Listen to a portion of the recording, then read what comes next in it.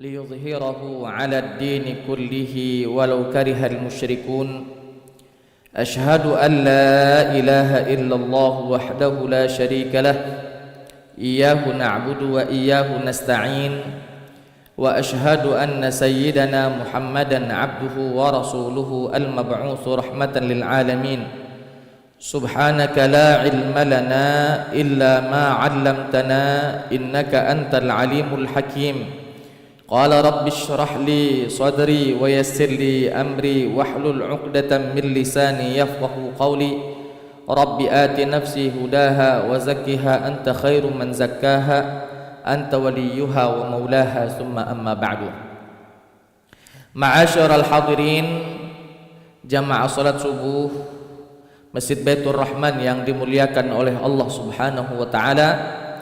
Syukur alhamdulillah di subuh hari Sabtu ini kembali kita dipertemukan oleh Allah Subhanahu wa taala dalam kondisi sehat walafiat.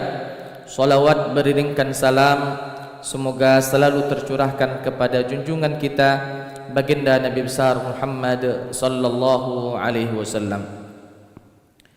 Bapak Ibu hadirin wal hadirat jamaah salat subuh yang dimuliakan oleh Allah Subhanahu wa taala. Di 2 pekan yang lalu kita akhiri kajian tafsir kita pada surat Al-An'am ayat 38. Maka pada subuh hari ini insyaallah kembali kita akan melanjutkan kajian tafsir kita di surat Al-An'am ayat 39, Al-An'am ayat 40, ayat 41. Kalau memang memungkinkan waktu kita sampai Al-An'am ayat 42 atau 43. Sebelum kita mencoba mengkaji, mentafsirkan ayat-ayat tersebut, alangkah baiknya jika kita baca terlebih dahulu ayat-ayat yang akan kita tafsirkan. A'udzu billahi minasy syaithanir rajim.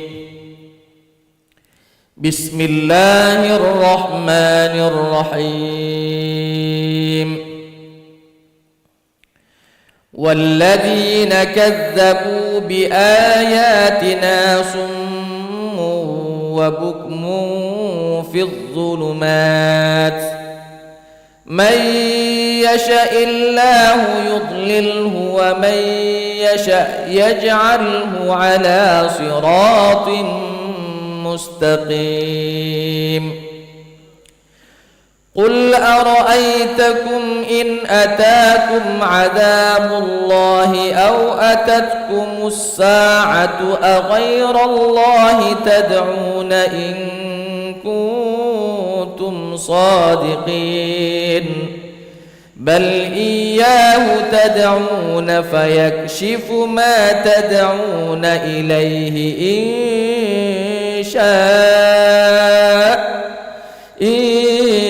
شاء وتنسون ما تشركون ولقد أرسلنا إلى من قبلك فأخذناهم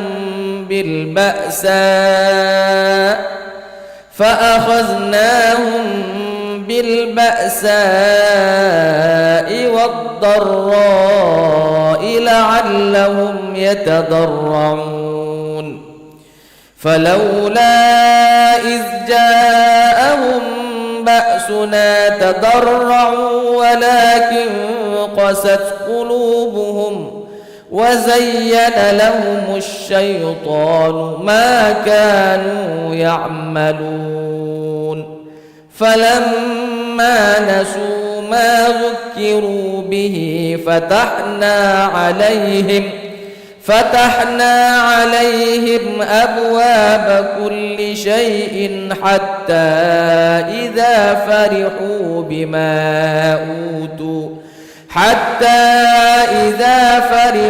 بما أوتوا أخذناهم بغتة فإذا هم مبلسون. Ma'asyiral hadirin jamaah salat subuh Masjid Baitur Rahman yang dimuliakan oleh Allah Subhanahu wa taala. Di dalam Al-Quran surat Al-An'am ayat 39, ketika Allah subhanahu wa ta'ala berfirman, walladzina kadzabu bi ayatina summu wa bukmu fi dhulumat. Di dalam tafsir Ibnu Katsir menjelaskan kepada kita bahwa di dalam ayat ini Allah subhanahu wa ta'ala memperumpamakan bagi orang-orang yang tidak mau beriman kepada Allah subhanahu wa ta'ala, yang tidak mau beriman kepada Rasulnya, sekaligus mendustakan ayat-ayat Allah subhanahu wa ta'ala. Allah perumpamakan mereka itu seperti summun, seperti orang-orang yang peka, yang tuli, tidak bisa mendengar. Wabukmun, seperti orang yang bisu, tidak bisa berbicara. Fil zulumat, dan dia di dalam kondisi kegelapan yang amat sangat gelap. Artinya apa Bapak Ibu? Allah memperumpamakan bagi orang-orang yang mendustakan ayat-ayat Allah dengan mereka itu tuli, Pak. Tuli dalam artian tidak bisa mendengarkan kebesaran-kebesaran Allah subhanahu wa ta'ala, tidak akan pernah mampu menolong orang-orang yang menyampaikan kebenaran pada dirinya. Dia tuli, tidak bisa mendengar. Begitu juga dia ini bisu, tidak bisa dia berbicara. Artinya ketika dia dalam kesesatan, dia tak mampu mengucapkan atau tak mampu meminta tolong kepada orang lain atas kesesatan yang dia lakukan, karena mulutnya ini seakan-akan dikunci oleh Allah subhanahu wa ta'ala. Apalagi dalam kondisi yang amat sangat gelap, fil zulumat. Coba bayangkan Bapak Ibu, ketika ada orang, dia ini tuli, dia ini bisu, hanya mampu melihat saja. Dia tidak buta, tapi dia tuli, dia bisu. Tapi matanya pun tidak berfungsi karena dia dalam kondisi kegelapan. Gelap, matanya berfungsi dengan bagus. Hanya saja berada di tempat yang amat sangat gelap, maka matanya pun seakan-akan tidak berfungsi. Seakan-akan tidak berfungsi. Maka orang-orang yang tadi mendustakan ayat-ayat Allah, siapapun yang akan datang menghampirinya, mendakwahkan kepadanya, maka ucapan si dai tadi takkan didengar karena dia seakan-akan tuli. Ucapan si dai takkan pernah dibalas dengan syahadat, seakan-akan dia ini bisu. Dan apa yang dia lihat sekelilingnya, orang-orang yang beriman, orang-orang yang taat, orang-orang yang diberikan nikmat, orang-orang yang bermaksiat, itu tak mampu dia dapatkan. Matanya tadi tak mampu melihat bahwa itu semua seharusnya menjadi pelajaran bagi dirinya, lalu dia beriman kepada Allah subhanahu wa ta'ala. Tidak ada yang bisa dia andalkan. Padahal Bapak Ibu, pintu hidayah itu, para ulama mengatakan bahwa peran mata, peran telinga, peran mulut, peran hati penting di dalam hidayah. Coba bayangkan Pak, Abdullah bin Ubay bin Salul berada di tengah-tengah Nabi Sallallahu Alaihi Wasallam. Ketika Nabi hijrah ke Madinah, dia masuk Islam walaupun Islamnya Islam munafik Pak. Abdullah bin Ubay bin Salul, di hadapannya adalah sosok manusia termulia, sosok manusia yang sempurna. Ia bernama Muhammad bin Abdullah bin Abdul Muttalib. Ucapan-ucapan Nabi, nasihat-nasihat Nabi, sabda-sabda Nabi dia dengar, tapi tidak masuk ke dalam hatinya. Maka pendengarannya tadi dianggap tuli oleh Allah subhanahu wa ta'ala. Mulutnya mampu berkomunikasi dengan Nabi. Seharusnya apa yang dia tak fahami, tanyakan kepada Nabi. Apa yang menjadi syak, yang menjadi keraguan di dalam dirinya, seharusnya dia mampu bertanya langsung kepada Nabi sallallahu alaihi wasallam. Tapi kesempatan itu dibuang sia-sia, tidak dipergunakan, sehingga mulutnya yang bisa berbicara pun dianggap oleh Allah bisu dia, dan matanya yang mampu melihat bagaimana suasana keislaman, suasana yang luar biasa. Nabi mendidik, mentarbiyah para sahabatnya dengan didikan yang luar biasa. Matanya pun tak mengambil itu sebagai pelajaran, Pak. Bahkan di dalam Al-Quran banyak sekali kisah-kisah yang menjelaskan kaum-kaum terdahulu Allah hancurkan mereka karena mereka tidak beriman kepada Allah subhanahu wa ta'ala, pun itu tidak menjadi pelajaran yang berharga bagi mereka. Maka dianggap oleh Allah summun wa bukmun fil zulumat. Dia tuli orangnya, dia tak mampu berbicara, dia bisu, dia fil zulumat, dalam kegelapan yang amat sangat gelap, maka tidak akan ada hidayah yang akan menghampirinya. Ma'asyiral hadirin, jamaah salat subuh yang dimuliakan oleh Allah subhanahu wa ta'ala. Maka kata Allah, may yasha'illahu yudlilhu, barang siapa yang Allah kehendaki kesesatan bagi dirinya, yudlilhu, Allah jauhkan dia dari hidayah, Allah sesatkan dia. Wa may yasha', dan barang siapa yang dikehendaki oleh Allah ta'ala baik orangnya, yaj'alhu ala siratin mustaqim, Allah jadikan dia di atas jalan kebenaran. Artinya apa Bapak Ibu? Hidayah memang di tangan Allah subhanahu wa ta'ala, tapi hidayah ini mestinya lah kita kejar. Tidak bisa kita hanya duduk di rumah lalu mengatakan hidayah belum datang, tunggu hidayah datang baru sholat saya, tunggu hidayah datang baru puasa saya, tunggu hidayah datang baru melakukan A, melakukan B. Tidak Pak, hidayah itu sudah ada, tinggal kita mau atau tidak menjemputnya. Ketika kita menjemputnya, maka Allah berikan, silahkan ambil hidayahmu. Tapi ketika hidayah sudah disiapkan, tapi kita tak mau menjemput hidayah itu, maka mau tinggal dimanapun kita, di komplek semuanya Islam misalnya, tidak akan berpengaruh dalam hati kita, karena tadi dia sudah disesatkan oleh Allah, karena memang dianya yang tidak mau mengambil hidayah yang sudah disiapkan oleh Allah subhanahu wa ta'ala. Berapa banyak Pak orang yang mendengarkan suara kita sekarang ini di rumah-rumah mereka, masih di atas pembaringan mereka, belum mau bergerak dari tempat tidurnya. Alasannya sebentar lagi lah, cak 15 menit lagi baru bangun sholat subuh. Mereka dengar suara kita, tapi hidayah sudah masuk di rumah-rumah, bahkan di kamar-kamar mereka, tapi tadi keinginan mereka itu mau atau tidak mengambilnya. Ketika mau mengambilnya, tadi ketika mendengarkan hayya 'alas shalah, muazin berkumandang, ketika mengucapkan as-salatu khairum minan naum, seharusnya dia langsung berdiri, bangun dari tempat tidurnya, mengambil air wudhu atau mandi terlebih dahulu, berangkat menuju masjid. Karena apa? Karena orang tersebut datang hidayah, lalu hidayah tersebut dia mengambilnya dengan senang hati. Bapak Ibu hadirin wal hadirat rahimakumullah, maka bersyukurlah kita Pak. Alhamdulillah, summa alhamdulillah, summa alhamdulillah, Allah berikan taufik dan hidayahnya kepada kita.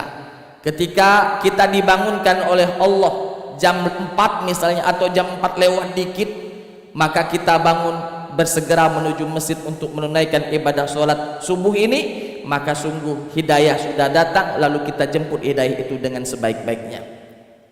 Bapak Ibu hadirin wal hadirat rahimakumullah, maka di setiap sholat kita Pak, setiap sholat kita, di setiap rakaat kita bahkan, kita diperintahkan untuk membaca surat Al-Fatihah, dan salah satu ayat dalam surat Al-Fatihah ada ayat yang berbunyi ihdinas siratal mustaqim, ya Allah tunjukilah aku jalan yang lurus. Artinya apa Bapak Ibu? Kita mengharapkan kepada Allah agar supaya hidayah itu betul-betul disiapkan selalu untuk kita, dan kita diberikan taufik oleh Allah agar supaya mengambil hidayah itu, menjemput hidayah itu, mempergunakan hidayah itu dengan sebaik-baiknya. Jadi jangan sampai kita hanya membaca ihdinas siratal mustaqim, tapi ketika hidayah datang lalu kita hiraukan, ketika hidayah datang lalu kita tinggalkan. Rugi Pak. Setiap hari kita itu takkan pernah kembali lagi. Lan tarji'al ayyamul lati madat. Takkan pernah kembali lagi hari-hari yang telah berlalu.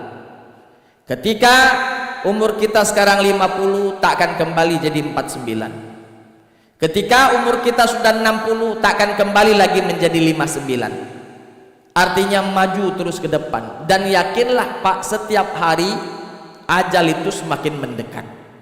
Setiap hari, bahkan setiap detik, ajal itu semakin mendekat. Satu detik hilang, maka satu detik kita menuju kematian. 1 jam hilang, berarti 1 jam kita menuju kematian. 1 hari hilang, maka 1 hari kita menuju kematian. Tinggal kita sadar atau tidak sadarnya. Tidak ada penambahan umur Pak. Umur sudah ditentukan oleh Allah. Tinggal kita lagi mau tidak mempergunakan umur itu untuk ibadah kepada Allah Subhanahu wa taala. Masjid sudah disiapkan. Tinggal kita memakmurkannya saja. Walaupun di sana sini masih ada kekurangannya. Kita bisa lihat ya, kiri, kanan, depan kita ya, masih ada kekurangan ya, belum dipelapon, belum dipercantik, finishingnya baru 80%. Maka ketika kita memiliki harta berlebih, bismillah, jangan ragu-ragu. Kenapa? Kapan lagi Pak? Kapan lagi?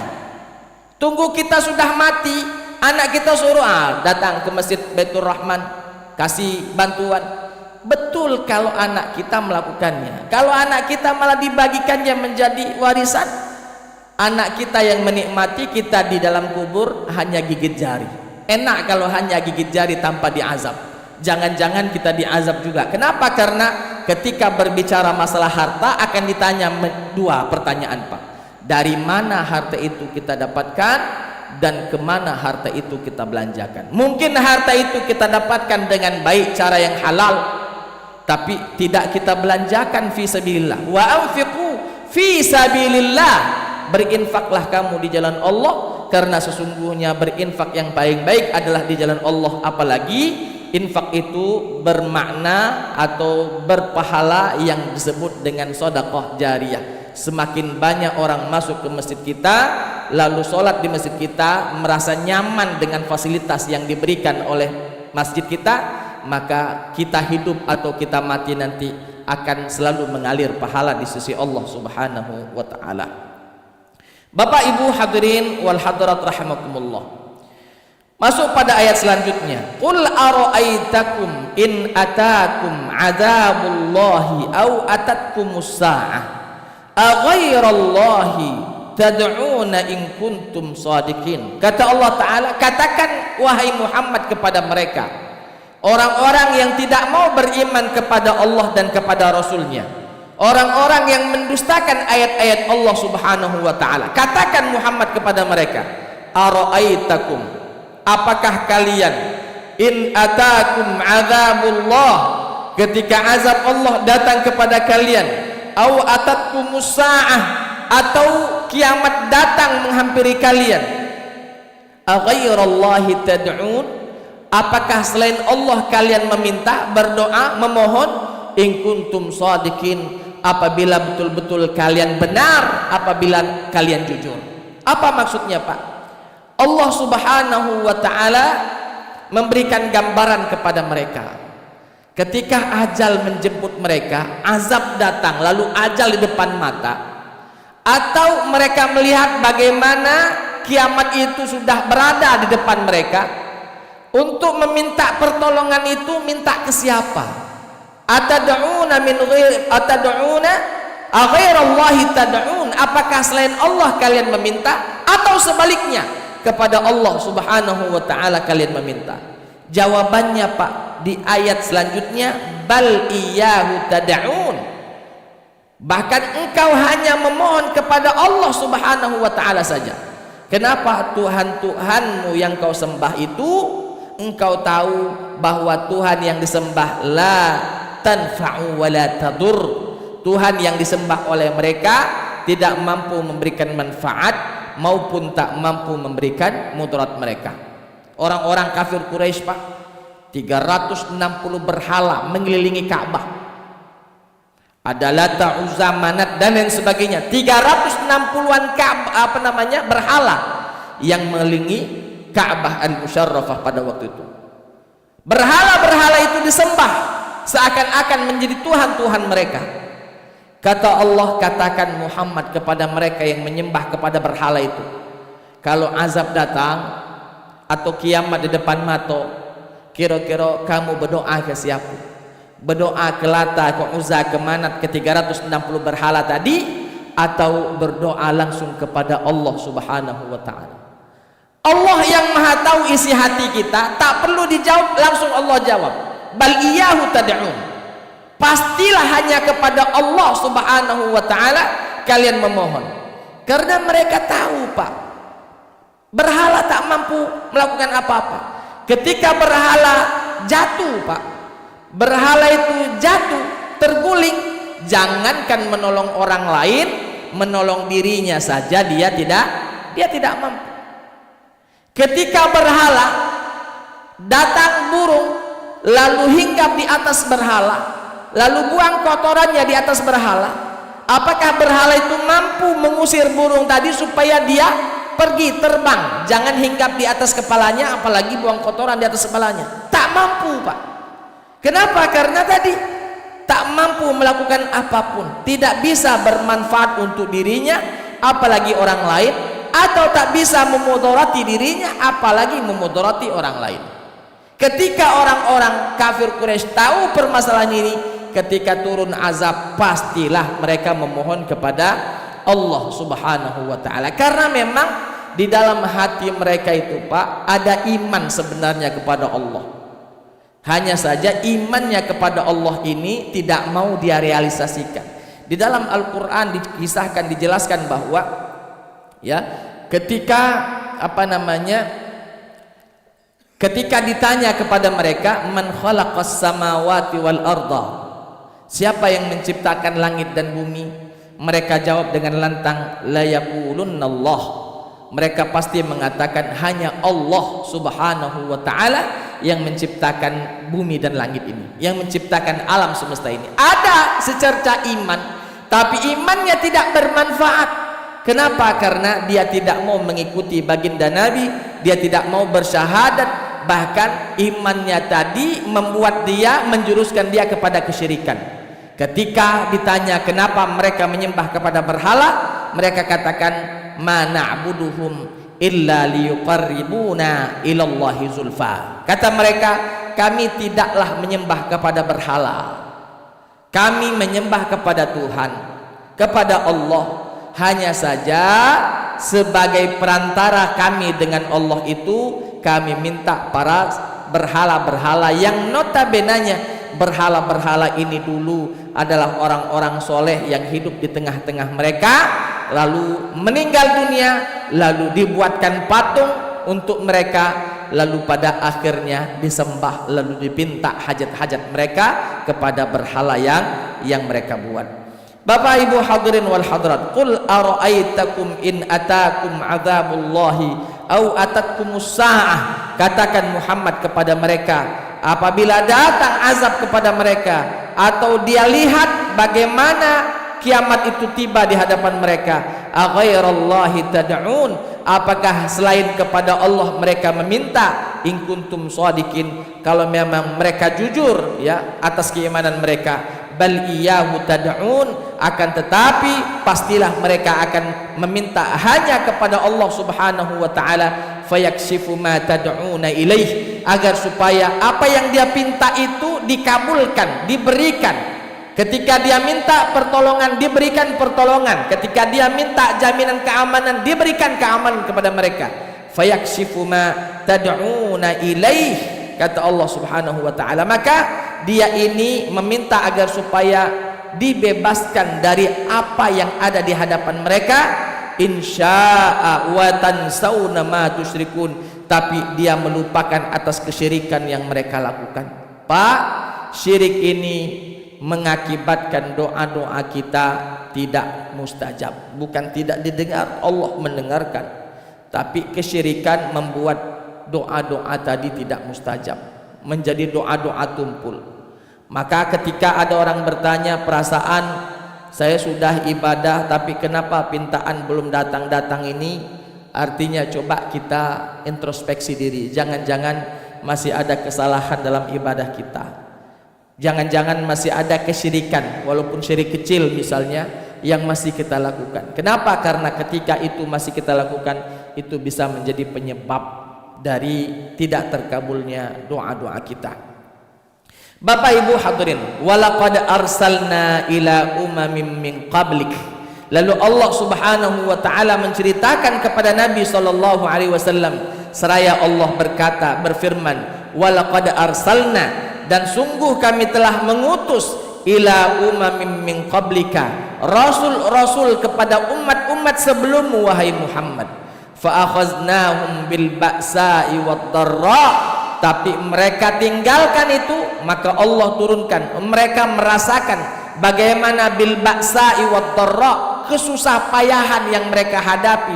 La'allahum yatadarra'un, Allah turunkan itu agar supaya Allah Subhanahu wa taala mendengarkan tadarru' atau permohonan atau rengekan orang-orang yang tadi beriman kepada Allah. Pak, Allah amat sangat senang mendengarkan rengekan-rengekan kita. Allah senang mendengarkan hajat-hajat kita, Pak. Kita tahu bahwa Allah itu maha tahu, kita tahu Allah itu maha mendengar. Sebenarnya walaupun tidak berdoa, Allah tahu hajat kita, tahu hajat kita. Hanya saja Allah kepengen mendengarkan dari mulut kita langsung. Apa yang kau mau, apa yang kau inginkan, hajat apa yang akan engkau hajatkan, Allah kepengen mendengarnya. Maka Allah uji kadang, Pak, seorang hamba dengan susah payah, kemiskinankah, penyakitkah, supaya mulutnya tadi bertabarruk kepada Allah, mulutnya tadi berkeluh kesah dia hanya kepada Allah. Allah suka, Pak. Para ulama salaf dulu, Pak, bukan hanya masalah sehat atau rezeki, bahkan mohon maaf, teko garam pun kalau di rumah habis garamnya, dia meminta kepada Allah. Bahasa kita curhat kepada Allah, ya Allah, beras habis di rumah, ya Allah, garam gula habis di rumah, ya Allah, di rumah teh kopi habis. Bertadarruk kepada Allah, dan Allah suka itu, Allah suka itu. Makanya Allah Ta'ala mengatakan, ud'uni astajib lakum, berdoalah kamu kepadaku akan aku berikan. Wa idza sa'alaka ibadi anni fa inni qarib ujibu da'watad da'i idza da'an. Aku akan berikan apa yang dipinta oleh hambaku apabila dia meminta. Padahal Allah tahu isi hati kita, tak perlu kita mengungkapkan, Allah tahu. Hanya saja Allah ingin mendengarkan tadarruan, mendengarkan keluh kesah dari mulut kita. Maka kata Allah Ta'ala, ketika kami mengutus para rasul kepada umat-umat terdahulu sebelum wahai Muhammad, kami sengaja turunkan kepada mereka hal-hal yang menyusahkan mereka, agar supaya apa?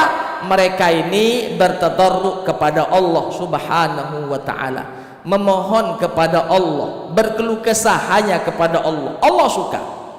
Dan ketika sudah Allah suka itu, ya Allah angkat kembali kesusahan yang dihadapi oleh orang-orang yang beriman. Jadi Bapak Ibu, jangan-jangan ketika kita ada hal yang membuat kita berkeluh kesah, jangan-jangan memang kita kurang tadarru' kepada Allah Ta'ala, kurang memohon kepada Allah. Maka walaupun kita dalam kondisi sempurna, Pak, badan sehat, keluarga aman, sehat semua, harta tak kurang misalnya, tapi cobalah kita sujud sambil menangis memohon kepada Allah. Walaupun kita serba perasaan sudah cukup dah, aku tak kati kurang, badan sehat, anak sehat, bini sehat, keluarga sehat, harta melimpah, semua jalan lancar. Jangan sampai lalu kita tenang-tenang saja, tersenyum ria tanpa memohon kepada Allah. Karena banyak orang, Pak, yang tidak mau lagi berdoa ini. Banyak orang tidak mau berdoa, alasannya sudah semua. Maka jangan-jangan kalau orang seperti itu dak kelamu datang datang ujian agar supaya orang tersebut kembali kepada Allah, memohon kepada Allah, bertadarru, nangis di atas sejadahnya memohon kepada Allah. Jadi walaupun kita serba berkecukupan, badan sehat, harta melimpah, keluarga sehat, tapi sholat malamnya nangislah, memohonlah kepada Allah. Kalaupun tidak ada lagi hajat di dunia, setidaknya minta agar supaya anak-anak kita menjadi anak-anak yang soleh-soleha. Walaupun sudah dia bilang, hartaku sudah cukup, sudah, minta untuk kehidupan akhiratmu. Karena alangkah nikmatnya Pak, ketika hidup di dunia dia senang, hidup di dunia dia bahagia, tidak kekurangan apapun, lalu masuk ke dalam surga ketika mati. Ini enak sekali ini hidupnya nih. Ini nikmat di atas nikmat. Di dunia senang, di akhirat senang. Tapi Pak, tidak mengenakan kalau hanya di dunia saja kita senang, lalu di akhirat kita na'udzubillah diazab oleh Allah. Tidak enak. Senikmat apapun kita hidup di dunia, ketika merasakan bagaimana sakitnya azab di dalam neraka, maka semuanya hilang. Kenikmatan dunia yang kita rasakan dulu ketika kita hidup di dunia, seakan-akan tak pernah kita merasakan nikmat tersebut karena sakitnya azab neraka Allah Subhanahu wa ta'ala. Kata Nabi dalam sebuah hadisnya, ketika seseorang dulu di dunia susah, tak pernah dia tertawa, selalu menangis di dunia. Pokoknya ujian bertubi-tubi, tidak pernah dia bahagia. Ketika dimasukkan oleh Allah ke dalam surga, lalu ditanya, wahai fulan, pernahkah engkau merasakan kesedihan sebelum ini? Maka orang tersebut mengatakan, tidak ya Allah, aku belum pernah merasakan kesedihan sedikit pun. Kenapa? Karena dia sudah merasakan nikmatnya surga, sehingga kesedihan dulu di dunia terlupakan, seakan-akan tak pernah terjadi pada dirinya, hilang seketika, lupa di dalam ingatannya kalau di dunia seumur hidupnya dia sengsara. Begitu juga ketika di dunia dia senang, bahagia, tertawa terus, tak pernah menangis. Ketika dimasukkan oleh Allah ke dalam neraka, lalu Allah bertanya, fulan, apakah engkau pernah merasakan kenikmatan sebelum ini? Apa kata orang tersebut? Belum pernah ya Allah, aku merasakan kenikmatan. Padahal di dunia seumur hidupnya nikmat terus, tapi itu tidak teringat lagi, terlupakan saking sakitnya azab Allah Subhanahu wa ta'ala di dalam neraka. Nah, yang paling nikmat itu adalah dia di dunia bahagia, di dunia dia tersenyum, di dunia dia serba berkecukupan, dan ketika mati dimasukkan ke dalam surga. Ini yang paling bahagia. Dan yang paling saro, dak kati ambean, uang di dunia sengsara, nangis terus, pas mati masuk neraka. Kati ambean itu, ya, kati ambean. Di dunia lah saro, di akhirat lah saro. Makanya Imam Al-Ghazali di dalam kitabnya Ihya Ulumuddin mengatakan bahwa manusia itu setidaknya ada 4. Pertama, sa'idun fid dunya wa sa'idun fil akhirah. Itu yang kita inginkan. Suka, bahagia di dunia dan bahagia di akhirat. Itu yang kita inginkan. Yang kedua, sa'idun fid dunya wa syaqiyun fil akhirah. Di dunia dia bahagia, di akhirat dia sengsara, masuk neraka. Ini jangan. Yang ketiga, ya, yang ketiga adalah syaqiyun fid dunya wa sa'idun fil akhirah. Di dunia dia saro, di akhirat masuk surga. Masih lemah itu, masih lemah, ya, masih lemah. Yang keempat yang dak kati ambean ini, ya, syaqiyun fid dunya wa syaqiyun fil akhirah. Di dunia dia saro, di akhirat masuk neraka, kati ambean. Na'udzubillah summa na'udzubillah. Bapak Ibu hadirin wal hadirat rahimakumullah. Maka kata Allah, walaqad arsalna ila umamin min qablika fa akhadnahum bil ba'sa'i wad dharra'i la'allahum yatadarra'un falaula iz ja'ahum ba'suna tadarra'u. Seandainya kata Allah, ketika datang cobaan dari kami, mereka bertadarru', mereka meminta kepada Allah, walakin qasat qulubuhum, tapi yang diharapkan Allah Ta'ala mereka ini memohon bantuan kepada Allah, tapi qasat qulubuhum, hati mereka menjadi keras. Ketika diuji, bukannya kembali kepada iman, malah berlari dia dari hidayah Allah Subhanahu wa ta'ala. Qasat qulubuhum wa zayyana lahumus syaitan belum lagi setan datang lalu menghiasi kehidupan dunianya, maka nu ya'malun, atas apa yang dia lakukan. Pak, hati ini mengontrol kehidupan jasmani kita nih Pak. Kalau hatinya bagus, maka bagus pula lah insya Allah amalan-amalannya. Tapi kalau hatinya kotor, maka kotor pula lah amalan-amalannya. Wajar kalau Nabi bersabda dalam sebuah hadisnya, inna fil jasadi mudghah, sesungguhnya di dalam jasad manusia itu ada segumpal darah. Idza saluhat saluhal jasadu kulluh, kalau segumpal darah itu baik, maka baik semua tubuhnya. Wa idza fasadat, dan apabila rusak, fasadal jasadu kulluh, maka rusaklah semua anggota tubuhnya. Ala wahyal qalbu, itu adalah hati manusia. Nah, ketika hati ini lemah lembut Pak, maka akan tenang hidup ini, akan tenang hidup ini. Tapi ketika hati ini keras, qasat qulubuhum, keras hatinya. Bahkan di dalam awal-awal surat Al-Baqarah mengatakan bahwa hatinya keras itu lebih keras daripada batu, ya, lebih keras daripada batu. Maka na'udzubillah, dia tidak akan pernah menikmati indahnya dunia, apalagi indahnya surga. Walaupun di dunia dia serba kecukupan Pak, kalau hatinya keras, maka tidak akan menikmati dia. Selalu merasa kurang, ya, tidak ada sifat qanaah di dalam hatinya, selalu kurang terus. Sudah diberikan banyak masih kurang. Kata Nabi, diberikan satu lembah kepengen lembah kedua, diberikan gunung satu, diberikan minta gunung kedua. Tidak pernah puas dia, tidak pernah puas. Sampai kata Allah, ketika dia masuk ke dalam kubur, hatta zurtumul maqabir, sampai dia dimasukkan ke dalam kuburnya baru terasa, ya, alhaakumut takasur hatta zurtumul maqabir. Ketika dimasukkan dalam kubur baru terasa, oh, ini ujung dari kehidupan. Jadi selagi belum mati belum puas dia. Padahal ya, sifat qanaah itu harus tumbuh dalam hati. Ketika Allah berikan dikit, syukur alhamdulillah, maka dikit itu akan terasa banyak. Apalagi ketika Allah berikan kita banyak, maka kita syukur lalu berbagi, maka insya Allah akan terasa betul bagaimana nikmat yang Allah subhanahu wa ta'ala berikan kepada kita. Bapak Ibu hadirin wal hadirat rahimakumullah, untuk materi mungkin saya cukupkan saja sampai di situ. Kita buka sesi tanya jawab. Mohon maaf pagi ini, setelah ini saya mungkin langsung berangkat ke Sekayu Pak pagi ini, karena jam 11 saya punya jadwal di Sekayu, ya.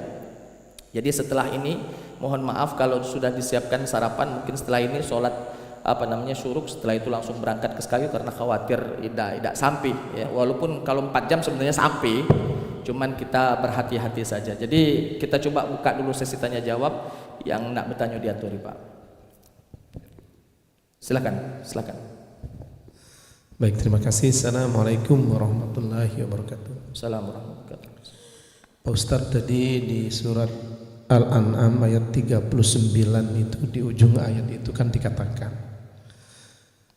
may yasha'illahu yudlilhu wa may yasha' yaj'alhu ala siratin mustaqim. Artinya di situ Allah mengatakan bahwa barang siapa yang dikehendaki baik, baik, barang siapa yang dikehendaki jahat, jahat. Ya.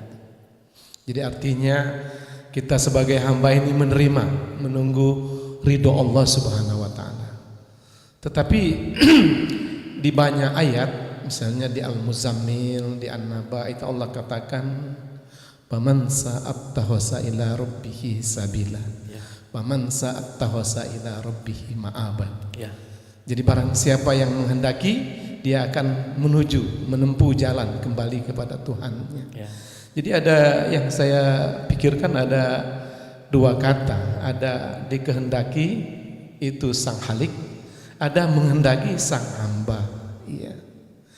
Nah, saya membayangkan mungkin ini ada 4 kondisi, artinya ada kita menghendaki jalan kebajikan tapi belum dikehendaki, tidak jadi, atau kita tidak berkehendak tapi dikehendaki jadi orang baik, atau memang kita menghendaki, Allah berkehendak juga jadi baik juga.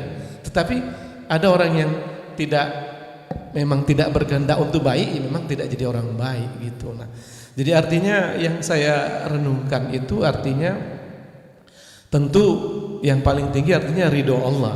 Lalu ikhtiar itu di mana letaknya?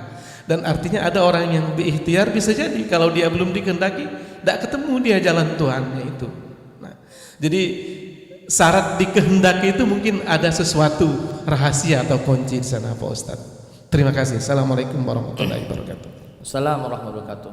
Pertanyaan bagus ini, bahwa ada kehendak Allah, ada juga kehendak hamba. Ketika Allah berkehendak, seandainya hamba pun tak mau, maka jadi itu, Pak. Kehendak Allah dan kehendak manusia. Ketika Allah menghendaki, walaupun manusia tak menghendakinya, maka apa yang dikehendaki oleh Allah jadi.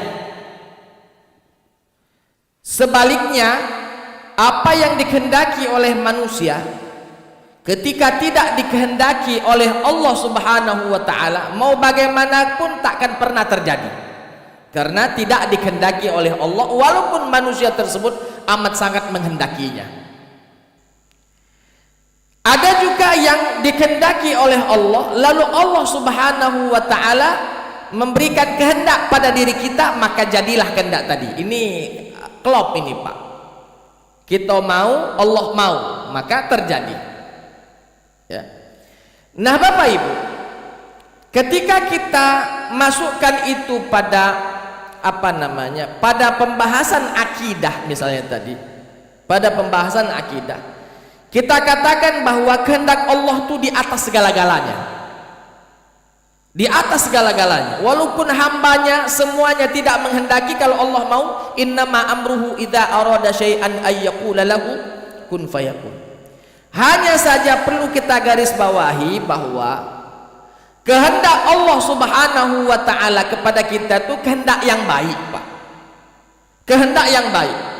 Allah ingin kita dapat hidayah. Allah kepengen kita beriman. Allah kepengen kita melakukan melakukan kebaikan. Makanya dengan itu Allah utus para nabi. Allah turunkan Al-Quran. Allah sampaikan, Allah hadirkan di hadapan kita para kiai, para ustadz, para habaib. Itu kehendak Allah. Allah menginginkan kita baik. Cuman tadi kadang kehendak Allah itu Allah Subhanahu wa ta'ala kaitkan dengan kehendak kita. Maksud kita, inilah sudah kusiapkan, tergantung kau galak aku tidak. Sudah disiapkan oleh Allah. Ini air minum, artinya kau minum, Allah kehendaki. Tidak dipinum pun Allah kehendaki, tinggal kau pilih, nak kau minum, nak tidak, sudah serah kau. Jangan sampai di akhirat nanti Allah Subhanahu wa ta'ala dianggap tidak adil. Tuhan, engkau tak adil, engkau jadikan aku kafir karena memang engkau menginginkan aku kafir, lalu mati dalam kekafiran. Masa dengan kehendakmu itu aku diazab ke dalam neraka? Mana adilnya? Kan tidak adil begitu. Ketika Allah menghendaki kita kafir, lalu mati kita dalam kekafiran, lalu dengan kekafiran itu kita dimasukkan ke dalam neraka, mana adilnya? Tak adil. Makanya pendapat para aliran Jabariyah dan Qadariyah ini disesatkan oleh ulama Ahlus Sunnah wal Jamaah. Yang benar adalah memang Allah berkehendak atas segala sesuatu, tapi kehendak Allah Subhanahu wa ta'ala disodorkan kepada kita. Engkau pilih yang mana? Anda hamba yang mukhtar, Anda hamba yang bisa memilih pilihanmu sendiri. Tinggal Anda pilih kemana. Ini jalan ke surga, pilih, silahkan. Ini jalan menuju neraka, pilih, silahkan. Karena kesemuanya itu, yang memilih itulah yang akan menanggung konsekuensi dari pilihan yang dia pilih. Maka kalau kita berkata bahwa apakah Allah menghendaki kita kebaikan, jelas itu dengan mengutusnya para nabi, diutusnya para rasul kepada kita, diturunkannya kitab-kitab suci termasuk Al-Quran. Itu kehendak Allah agar supaya kita bagus, agar supaya kita taat, agar supaya kita menjadi soleh solehah. tapi kehendak Allah tersebut Allah kaitkan dengan kehendak kita. Itu tergantung kau. Aman kau galak lajulah, aman tak galak sudah, ya. Bapak Ibu hadirin wal hadirat rahimakumullah. Jadi tentang bab iradah ini, kehendak, sekali lagi ketika Allah betul-betul menghendaki maka jadi. Contoh misalnya Pak, contoh misalnya ada orang tidak mau, dia dalam pikirannya memang tidak mau Islam, tidak ada baiknya Islam, tapi Allah kehendaki kebaikan pada dirinya, Allah tunjuki hidayah-hidayahnya, Allah berikan hidayah kepada orang tersebut sehingga orang tersebut menjadi Islam kalau Allah menghendaki. Jadi ketika kehendak itu kehendakan baik, ketika Allah memaksa kita untuk melakukan kehendak baik itu, maka yang untung adalah kita. Tapi ketika kehendak itu kehendak buruk Pak, maka Allah berikan itu kepada kita, tinggal kita pilih. Jadi syukur-syukur kita dipaksa oleh Allah melakukan yang baik-baik, alhamdulillah, karena jelas itu semua kebaikan untuk diri kita. Tapi ketika melakukan keburukan tidak ada paksaan sama sekali, Anda yang memutuskan, tinggal Allah hanya berikan fasilitas, mau diapakan fasilitas ini silahkan. Handphone Allah berikan, mau dipakai untuk taat, Anda dapat pahala dengan handphone tersebut. Anda ingin pakai dalam kemaksiatan, Anda berdosa dengan handphone tersebut. Diberikan sarananya, tinggal kita yang yang melakukannya, ya, yang berusaha di situ, tinggal kita mau milih pilihan yang mana, ya, tinggal kita mau pilih yang mana. Jadi selalu ingat bahwa kehendak Allah di atas kehendak yang lainnya, kehendak Allah di atas kehendak yang lainnya. Maka perbanyaklah memohon kepada Allah agar supaya kehendak-kehendak baik tersebut Allah paksakan diri kita untuk kita lakukan. Alhamdulillah, yang beruntung adalah kita. Tapi ketika kehendak buruk, misalnya perzinahan, makan harta riba, atau pembunuhan, atau tidak mau sholat, tidak mau puasa, itu tidaklah kita masukkan pada kategori kehendak Allah. Kalaupun orang itu meninggalkannya, maka itu sebenarnya tidak dikehendaki, tapi Allah sudah berikan pilihan. Anda pilih yang mana, harus menanggung konsekuensi dari pilihan tersebut. Saya kira itu Pak. Wallahu a'lam. Silakan. Bismillahirrahmanirrahim. Assalamualaikum warahmatullahi wabarakatuh. Assalamualaikum warahmatullahi wabarakatuh. Izinkan Pak Ustadz, yang pertama sekali saya mengucapkan terima kasih kepada Pak Ustadz, yang mana saya sangat berkesan atau sangat tersentuh di dalam hidayah Allah. Saya sempat menangis. Yang pertama, memang benar Pak Ustadz, mengenai hidayah itu luar biasa. Saya yang merasakannya di sini, di masjid ini. Ini mohon maaf agak sedikit emosi Pak. Ya. Ini mengenai hidayah. Mungkin Allah benar-benar memberikan hidayah kepada saya, insya Allah. Ini pada 17 Ramadan Pak Ustaz, saya setelah sholat tarawih, saya itikaf, duduk di sudut, saya berdoa. Nah, Bapak Najib, Pak Padlah dan kawan-kawan tadarus Pak, tadarus. Saya duduk di pintu. Lalu Pak Najib memanggil saya, Pak Burhan sini kita tadarus, kata beliau. Saya malu Pak. Saya terang saja, soal membaca Al-Quran ini nggak pernah Pak. Saya dari SD cuma belajar di rumah, belajar sama orang tua baca Al-Quran. Cuma berapa lembar gitu, nggak sampai 1 juz gitu. Nah, lalu saya merantau, nggak pernah lagi saya pegang Al-Quran. Ini nggak pernah. Nah, jadi dipanggil, saya malu. Belum malu, dipanggil 3 kali oleh Pak Najib. Ada beliau di sini. Terima kasih saya kepada Pak Najib, Pak Badlah, dan kawan-kawan semuanya. Lalu saya memberanikan diri. Setelah Pak Najib ngaji, baca, lalu diserahkan ke saya, tadarus. Saya nggak tahu mau baca apa Pak. Saya istighfar, saya memberaniakan diri, saya lanjutkan. Entah benar, entah salah, walau alam, saya terserah, saya pasrahkan diri saya. Nggak tahu hurufnya apa, short, dot, tora, entah nggak tahu lagi. Pokoknya saya baca apa saja, begitu. Nah, setelah itu pulang, besoknya saya ngaji lagi. Nah, alhamdulillah, yang salah dibenarkan oleh Pak Najib, yang salah dibenarkan oleh Pak Fadlah. Lalu lama-lama saya amalkan, alhamdulillah Pak, sekarang sudah lancar Pak. Alhamdulillah. Sudah lancar, itulah saya sedih Pak. Alhamdulillah. Ya mudah-mudahan berkat bimbingan Pak Najib, Pak Fadlah dan kawan-kawan kemarin saya bisa lancar baca Al-Quran, gitu Pak. Itulah saya tersentuh dari mungkin saya mendapat hidayah. Nah, memang benar apa yang Pak Ustaz bilang tadi, hidayah itu harus dijemput.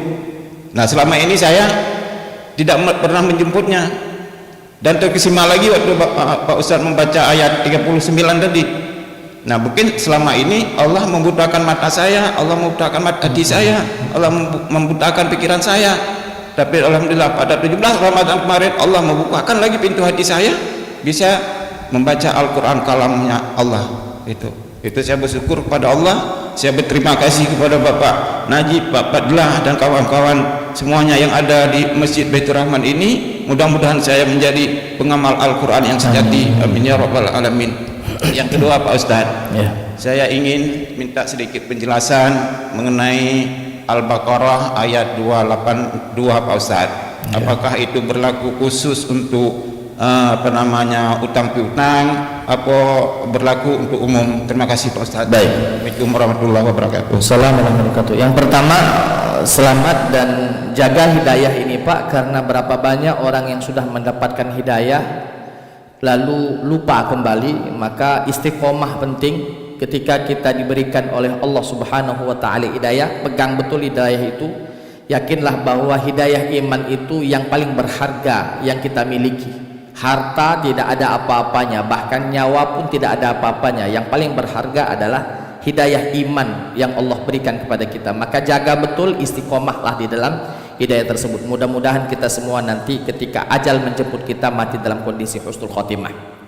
Yang kedua, tentang surat Al-Baqarah ayat 282, itu ayat yang paling panjang di dalam Al-Quran. Satu halaman penuh itu hanya satu ayat bercerita tentang hutang piutang, ya. Allah Ta'ala mengatakan, idza tadayantum bidainin ila ajalin musamman faktubuh. Ketika kalian berhutang kepada orang lain, ya, ila ajalin musamma, yang akan dibayar nanti, sudah ditentukan kapan bayarnya, faktubuhu, maka catatlah. Wal yaktub bainakum katibun bil adl, haruslah ada pencatat di dalam hutang piutang tersebut. Kalau zaman dulu Pak, orang tidak bisa mencatat, tidak bisa membaca, tidak bisa menulis, maka didatangkan orang ketiga. Saya minjam kepada si B tidak bisa catat, saya juga tidak bisa catat, datangkan orang ketiga, si C ini yang bisa catat, maka catat. A berhutang kepada B jumlahnya sekian dan kapan akan dikembalikan, tanggal sekian, hari sekian, dicatat.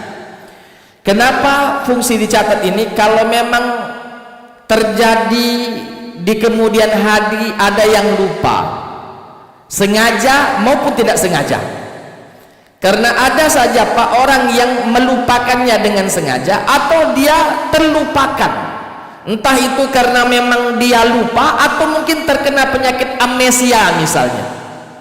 Maka ada catatan hitam di atas putih, maka faktubuhu, dicatat. Bahkan bukan hanya mencatat saja, tapi dihadirkan syahidain, dua orang saksi.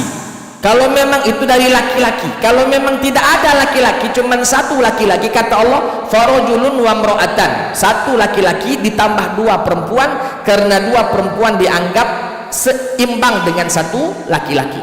Atau kalau misalnya tidak ada dua saksi laki-laki, maka 4 orang perempuan, jadikan dia menjadi saksi di dalam hutang piutang. Ketika terjadi apa-apa, si pencatat atau si penulis tadi, ya, dia menyodorkan apa yang dia tulis dan si saksi tadi bersaksi bahwa betul si A pernah berhutang kepada si B sekian sekian sekian. Jadi ketika kita meninggal, harta warisan yang ada pada diri kita, harta kita itu Pak, belum boleh dibagikan menjadi warisan sebelum hutang kita dilunasi. Nah, ini perlu digarisbawahi Bapak Ibu ya. Harta yang kita miliki belum bisa dibagikan sebagai harta warisan sebelum hutang piutang si mayit tadi diselesaikan.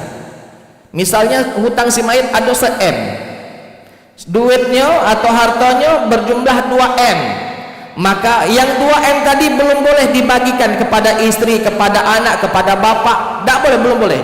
Selesaikan dulu hutang piutangnya. Sudah selesai, habis lunas semua, berapa sisa dari harta yang dia miliki, nah itulah menjadi harta peninggalannya, dan yang itulah yang bisa diwariskan kepada istri, anak, bapak, ibunya ya. Jadi itu pentingnya mencatat supaya tadi supaya bisa ada bukti ketika ada di kemudian hari clash atau sengketa di antara keduanya.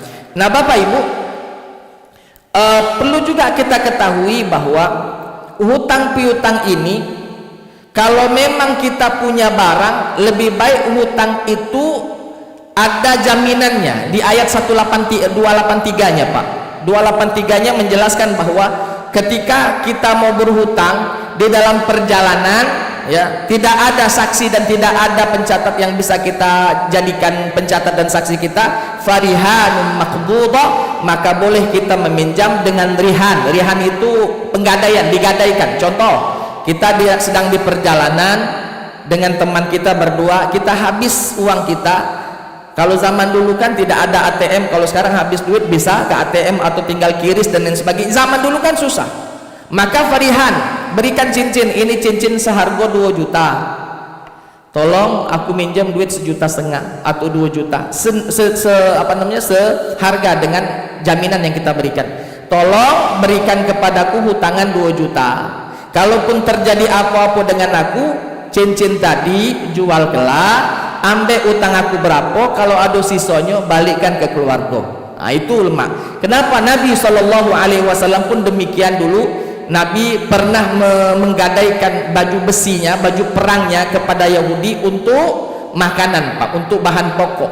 Saking susahnya Nabi SAW menggadaikan pakaian perangnya untuk gandum dan bahan pokok yang lainnya. Nabi SAW wafat, belum bisa ditebus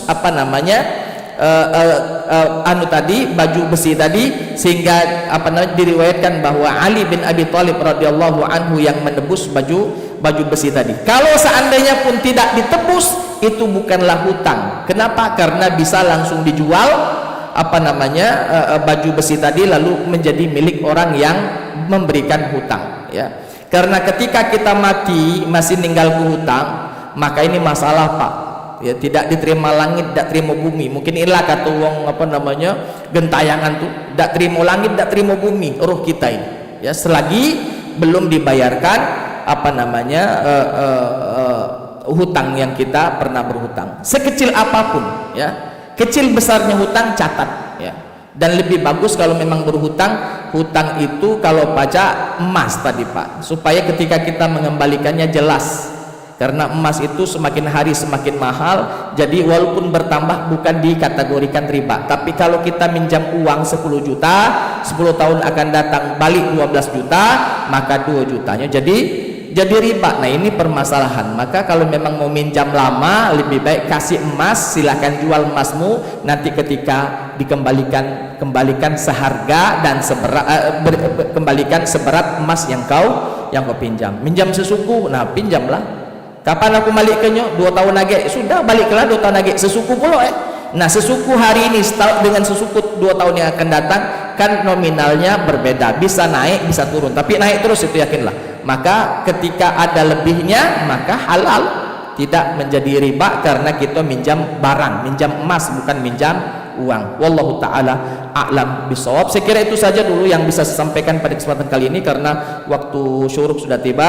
Mudah-mudahan kita semua dalam kondisi sehat walafiat, kita diselamatkan dari hal-hal yang tidak baik, dan pada akhirnya kalaupun Allah Subhanahu wa taala ingin memanggil kita, ajal kita datang dan kita dalam kondisi husnul khotimah. Terima kasih atas segala perhatian.